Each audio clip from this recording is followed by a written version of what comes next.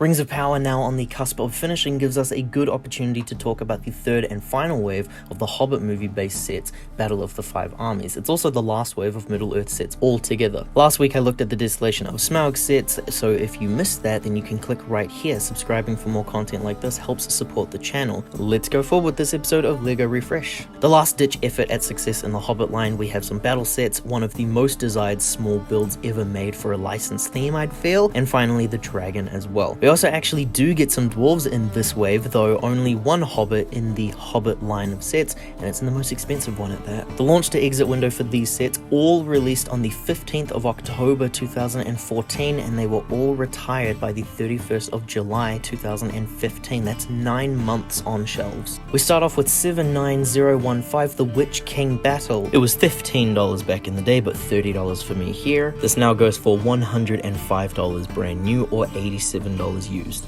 It's a tree, it looks like it's Dol Guldur again. Average generic build, whatever. The figures, my god. Special young variant of Elrond, but finally the Witch King, and finally Gladriel. It looks like at the time people were disappointed with the price per piece count, but given that we're so used to LEGO doing this by today's standards, I can understand why this has now tripled in its value. Like I said, generic tree, but I really love Lord of the Rings, so Witch King and Gladriel are really important towards that.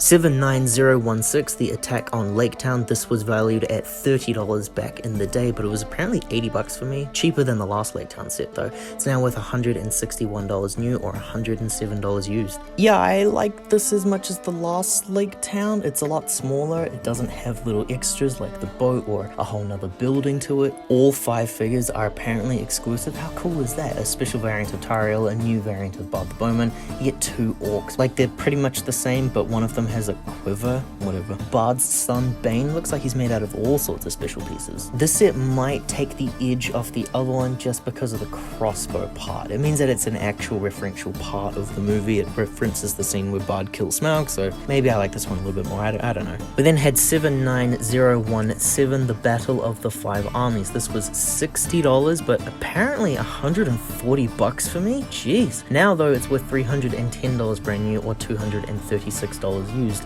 I'm pretty indifferent on this one. It's just a tower and a bridge, a couple of really cool desired figures that I really like, but this doesn't connect onto anything either. They hadn't been building this scenery, they were building the Dol Guldur stuff in Lake Town, so maybe I would have preferred if they had just made that stuff a bit bigger. There's this really big ballista part, and you get an eagle mold as well, so I'm starting to realize why it was so expensive. On a technicality, there's 5 exclusive figures here, but only one of these is an exclusive character. The orc has some subtle white paint on his face. The Azog is the same one as the other ones, but he has his mouth open now, so it is a different variation. Thorin looks really cool. He's the most obvious new variant in my opinion. We also get Dane Ironfoot, and Bard the Bowman is technically exclusive, but he does end up re-releasing in a Comic-Con set, and he also came with the Blu-ray.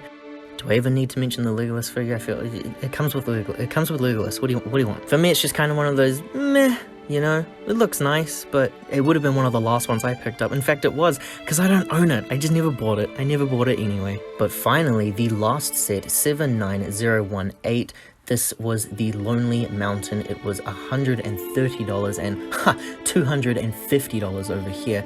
It is now worth merely $700 brand new, or $157 used. I believe this was quite the seller, begrudgingly though, because that price per piece sucked. But from doing this, I've learned that the price per piece was an issue 10 years ago. Who would have thought? I thought this was super recent, but it looks like LEGO's been pulling this little scheme for years now. Special dwarven armored variants of Fili, Kili, Balin, Dwalin, and we also have a special Bilbo. I do think it's a little odd which dwarves were picked for this and which dwarves weren't. It would have been nice if we could have at least had half of the company, because all of them are supposed to be here, and you get merely 4, but they make up for it, don't they, with that special Smaug mold. Look at that. It's insane. And part of the reason why the set was so expensive. He uses a whole bunch of special new dinosaur and dragon pieces to build his scale and size. He's very large in comparison to other LEGO buildable creatures. And because of the Technic parts and all of the ball joints, he is a very articulated character. The standout molds, I think, are the wings. These are on a ball joint that has good friction so that you can pose him in all sorts of positions. The material of the wing is a very nice soft rubber with these hard plastic ridges that almost look like a skeletal system that allow you to fold the wing. It's almost so far away from being Lego. The attention to detail with this character was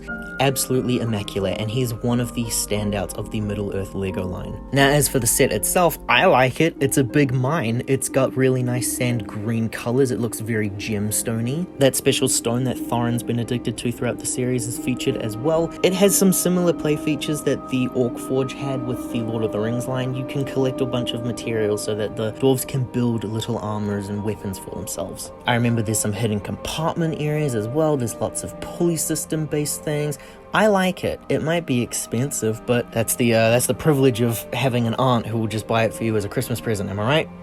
Yeah, that's it. That's The Hobbit. That's all 3 waves of the Hobbit series. So now, join us next week because I'm going to compare all of them. I'm going to rank them and give my definitive list, the objective list, the only list that is important and needed to know on YouTube. Subscribing and liking the video helps out supporting the channel a lot, and we greatly appreciate it. Thank you very much for watching, and we hope to see you in the next one.